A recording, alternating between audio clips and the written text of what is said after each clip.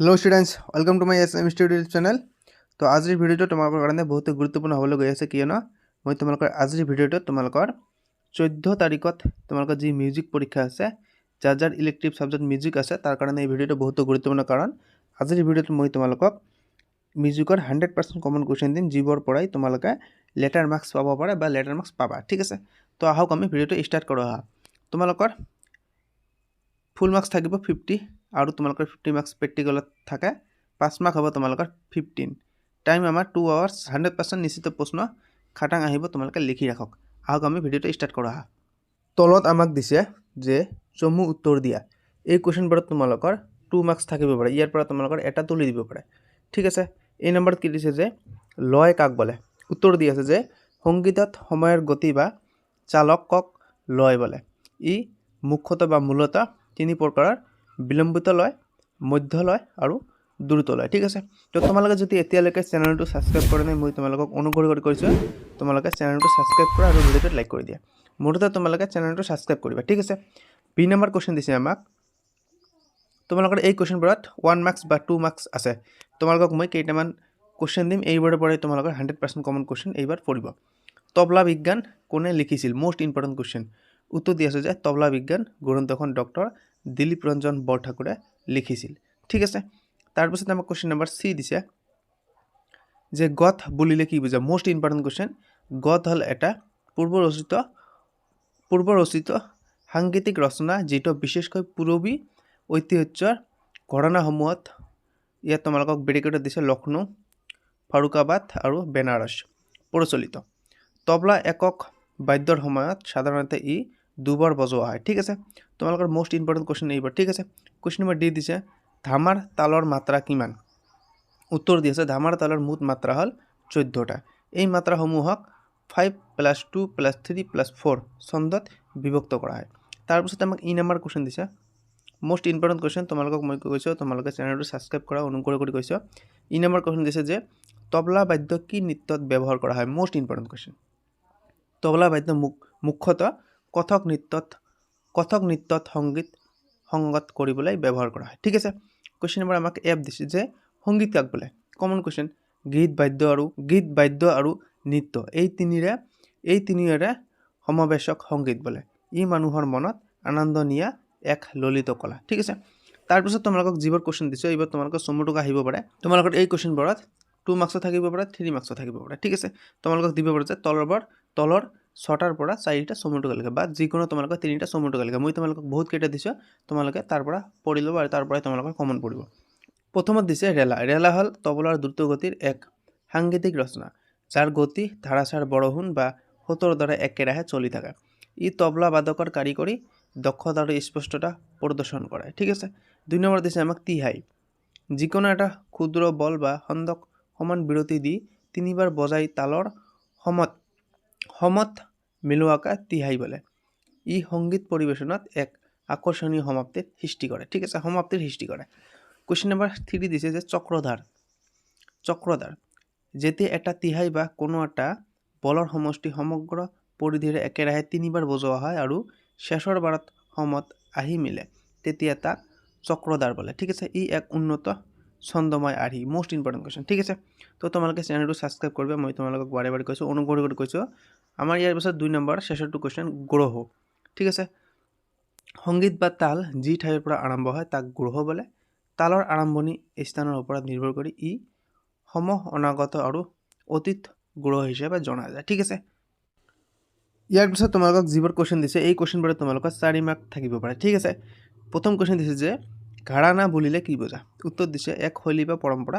ঘৰানা বুলিলে সংগীত বা তবলা বাদনৰ ক্ষেত্ৰত এক নিৰ্দিষ্ট শৈলী, পৰম্পৰা বা স্কুলক বুজোৱা হয় যিটো কোনো এজন গুৰু বা উস্তাদৰ পৰা তেওঁৰ শিষ্যসকলৰ মাজত বংশগতভাৱে বা গুৰু শিষ্য পৰম্পৰাৰে চলি আহিছে।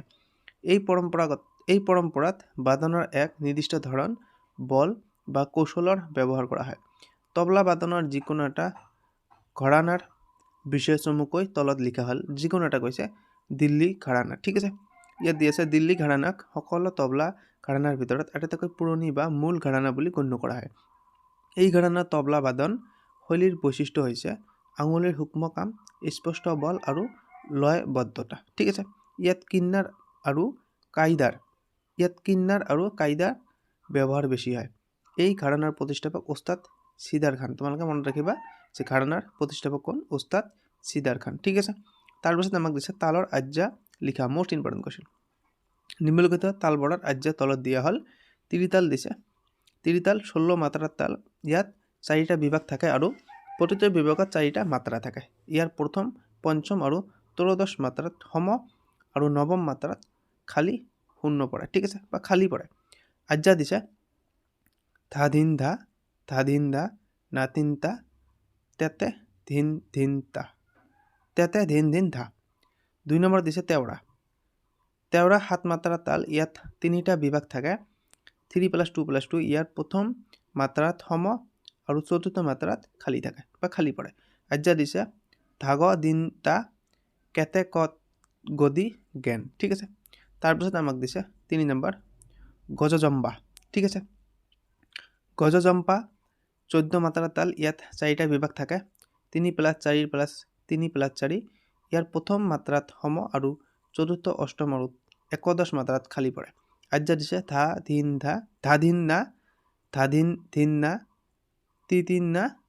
ধিন না ঠিক আছে তাৰপিছত আমাক কোৱেশ্চন নম্বৰ 5 দিছে যে জীৱনী লিখা মই তোমালোকক জীৱনী প্ৰথমত এটা দিছো ইয়াৰ পিছত মই তোমালোকক কেইটামান বিশেষ ব্যক্তি তোমালোকৰ নাম দিম বা মই তোমালোকক উত্তৰ কৈ দিম তোমালোকে এই তিনিটাৰ পৰা তোমালোকে পঢ়ি ল'বা 100% কমন পৰিব ইয়াত দিছে যে তলত গোপীনাথ দাসৰ জীৱনী চমুকৈ লিখা গোপীনাথ দাস আছিল এজন বিশিষ্ট অসমীয়া সংগীতজ্ঞ তবলাবাদক আৰু শিক্ষক তেওঁ অসমৰ শাস্ত্ৰীয় সংগীত জগতলৈ বিশেষ বৰঙণি আগবঢ়াইছিল তেওঁ বহু ছাত্ৰ ছাত্ৰীক তবলাৰ শিক্ষা প্ৰদান কৰিছিল আৰু অসমত এই বাদ্যবিধৰ জনপ্ৰিয়তা বৃদ্ধিত গুৰুত্বপূৰ্ণ ভূমিকা লৈছিল তেওঁৰ সংগীত সাধনা আৰু শিক্ষাদান শৈলী বহু লোকৰ বাবে অনুপ্ৰেৰণা আছিল মই তোমালোকক বহলাই দিম অলপ পিছত ঠিক আছে কোৱেশ্চন নম্বৰ 6 দিছে আমাক তবলাৰ বৰ্ণ কেইবিধ মোস্ট ইম্পৰ্টেণ্ট কোৱেশ্চন এই কোৱেশ্চনটো তোমালোকৰ 8 মাৰ্কছ থাকিব পাৰে যে তবলাৰ বৰ্ণ কেইবিধ তবলাৰ বৰ্ণ 2 প্ৰকাৰ তবলাৰ বৰ্ণ মূলতঃ 2 প্ৰকাৰ সোহাতৰ বৰ্ণ এইবোৰক দাহিনা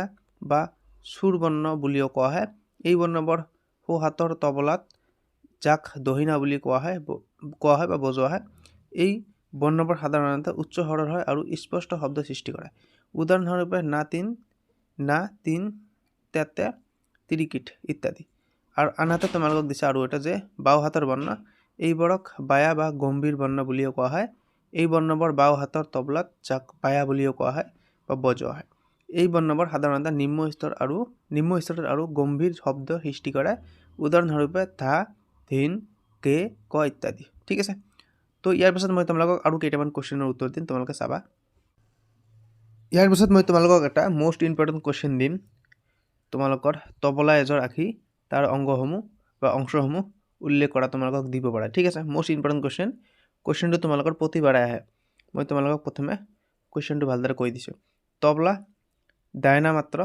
এজৰ আখি তাৰ অংগসমূহ উল্লেখ কৰা ইয়াতে দিয়া আছে মই তোমালোকক প্ৰথমে পিকচাৰটো দেখুৱাই দিম এইটো তোমালোকে আঁকি ল'বা তোমালোকৰ কিতাপতো দিয়া আছে আৰু তাৰ পিছত তোমালোকে ইয়াৰ মুখ্য অংশসমূহ তলত উল্লেখ কৰা হ'ল ইয়াৰ পৰা তোমালোকে লিখি ল'বা এই কোৱেশ্চনটো তোমালোকৰ প্ৰতি বছৰ আহে পুৰি দিয়া আছে পুৰি তবলাৰ ওপৰৰ চামৰাৰ অংশ ঠিক আছে চিয়াহী দিয়া আছে পুৰিৰ মাজত থকা কলা গোলাকাৰ অংশ যিয়ে শব্দৰ গুণাগুণ নিৰ্ধাৰণ কৰে ময়দান দিয়া আছে চিয়াহীৰ বাহিৰে থকা পুৰিৰ বগা অংশ গজৰা দিয়া আছে পুৰিৰ কাষত থকা চামৰাৰ বেষ্টনী ঠিক আছে বদন দিয়া আছে কাঠৰ ঘূৰণীয়া অংশ বা মূল শৰীৰ গুট্টা দিয়া আছে ৰছী টনা বা ঢিলা কৰিবলৈ ব্যৱহাৰ কৰা কাঠৰ গুটি বধা দিয়া আছে পুৰি বা গজৰা বান্ধি ৰখা ৰছী ঠিক আছে তোমালোকে আৰু এবাৰ ভালদৰে চাই লোৱা এই কোৱেশ্চনটো তোমালোকৰ প্ৰতি বছৰে আহে 8 মাৰ্কছৰ পৰা তোমালোকৰ 10 মাৰ্কছ এই কোৱেশ্চনটো থাকে জেনাৰেলি 8 মাৰ্কছ থাকে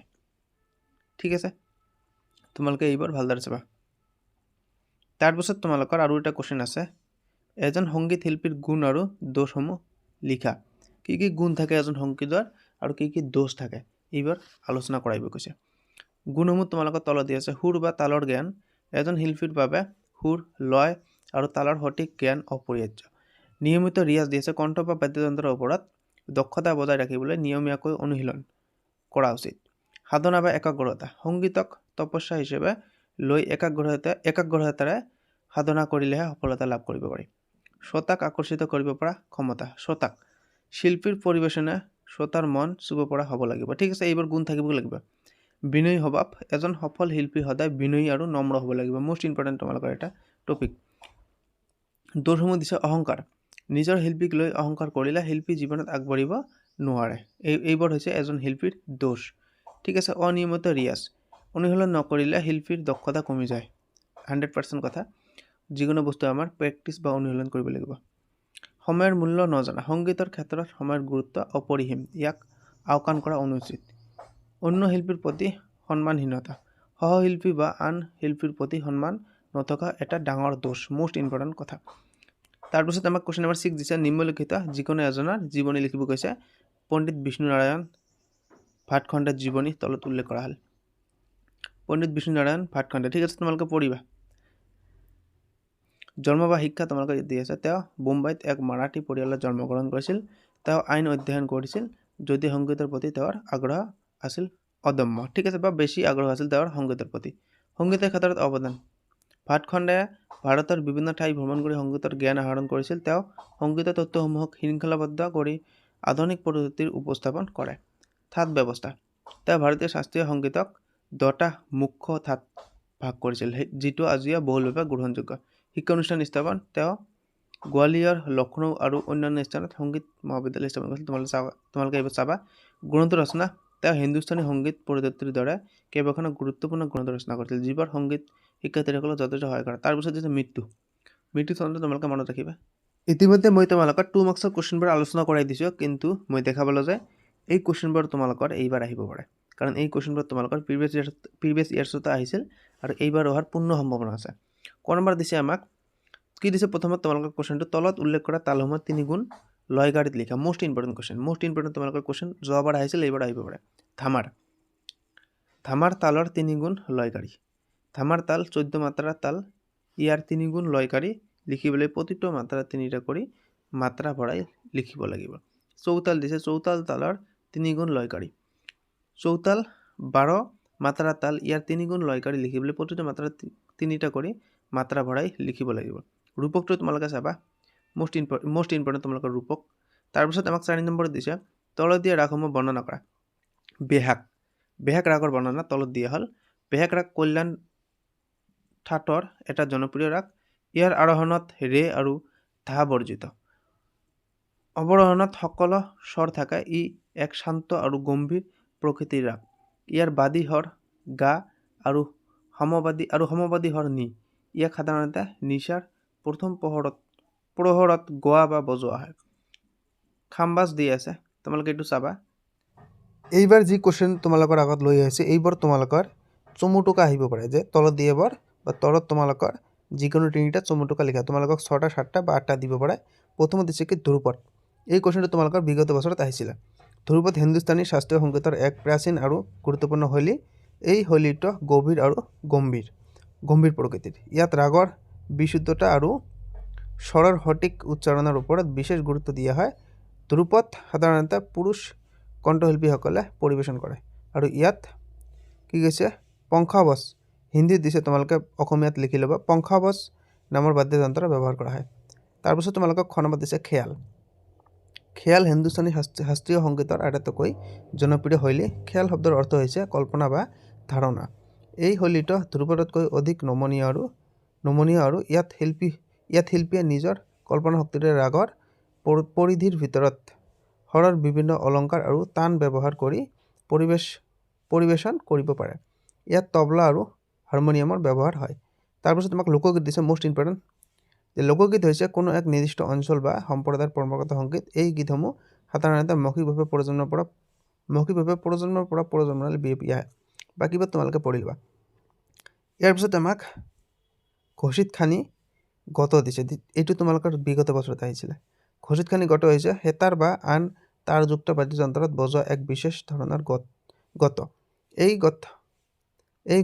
গত শৈলীটো ধীৰ লয় আৰু গম্ভীৰ প্ৰকৃতিৰ বাবে জনাজাত। ইয়াক ওস্তাদ মছিদ খানৰ নামেৰে নামকৰণ কৰা হৈছে। ইয়াত সাধাৰণতে তবলাৰ সৈতে ধীৰ কীট টাক বল ব্যৱহাৰ কৰা হয়। আৰু তোমালোকক মাত্ৰ 2টা কোৱেশ্চন দিম, বাছ তোমালোকৰ ভিডিঅ' সমাপ্ত হ'ব। ঠিক আছে, ইয়াতে তোমালোকৰ কোৱেশ্চন হ'ব তলৰ তালবোৰত তুলনাত্মক টকা লিখা। তো ইয়াতে আমাৰ প্ৰথমত দি আছে এই নম্বৰত দে চুলতাল আৰু একতাল। তো উত্তৰ দিয়া হৈছে চুলতাল আৰু একতালৰ মাজত থকা মূল পাৰ্থক্যসমূহ মাত্ৰা আৰু বিভাগৰ সংখ্যাৰ ভিন্নতাৰ লগত তালি আৰু খালীৰ স্থানৰ পাৰ্থক্য। ব্যাখ্যা দি আছে চুলতাল দি আছে ইয়াত মুঠ 10টা মাত্ৰা আছে। তালটো 5টা বিভাগত বিভক্ত কৰা হয়, সাধাৰণতে 2 to 4 টো মাত্ৰাৰ গোট। তালি প্ৰথম, তৃতীয়, সপ্তম আৰু নৱম মাত্ৰাত পৰে, খালী পঞ্চম মাত্ৰাত পৰে। ঠিক আছে, একতাল দি আছে ইয়াত মুঠ 12টা মাত্ৰা আছে। তালটো 6টা বিভাগত বিভক্ত কৰা হয়, সাধাৰণতে 2 to 4 to 2 মাত্ৰাৰ গোট। তালি প্ৰথম, পঞ্চম, নৱম আৰু একাদশ মাত্ৰাত পৰে আৰু খালী তৃতীয় আৰু সপ্তম মাত্ৰাত পৰে। আৰু তোমালোকক এটা দিছে টুকুৰা আৰু পৰণ। ইয়াতো তোমালোকৰ পাৰ্থক্য বা তুলনাত্মক টকা লিখিব কৈছে তালবোৰত। টুকুৰা সাধাৰণতে সংক্ষিপ্ত ৰচনা য'ত তিহাই থাকে, আনহাতে পৰণ হৈছে এক বিশেষ ৰচনা যি শক্তিয় নৃত্য বা সংগীতৰ সৈতে জড়িত। ইয়াৰ নিজস্ব এক সুকীয়া লয় থাকে। টুকুৰা দি আছে, টুকুৰা শব্দৰ অৰ্থ টুকুৰা বা অংশ, বাকীবোৰ তোমালোকে পঢ়ি ল'বা টুকুৰাৰ। ঠিক আছে, আৰু পৰণ দি আছে আমাক, পৰণ হৈছে অসমৰ সত্ৰীয়া নৃত্য আৰু সংগীতৰ এক বিশেষ শৈলী, বাকীবোৰ তোমালোকে পঢ়ি ল'বা। তো আজিৰ ভিডিঅ' আমাৰ এইখিনিয়ে। মই ভাবোঁ যে তোমালোকে এইখিনি পঢ়িবা, তোমালোকে এইখিনি পঢ়িলে মেট্ৰিক পৰীক্ষাত তোমালোকে 100% কমন পাবা। তো ভিডিঅ' আমাৰ আজি এইখিনিয়ে। তোমালোকে চেনেলটো ছাবস্ক্ৰাইব কৰিবা আৰু ভিডিঅ'টো লাইক কৰি দিবা। ঠিক আছে, বাই বাই, টেক কেয়াৰ।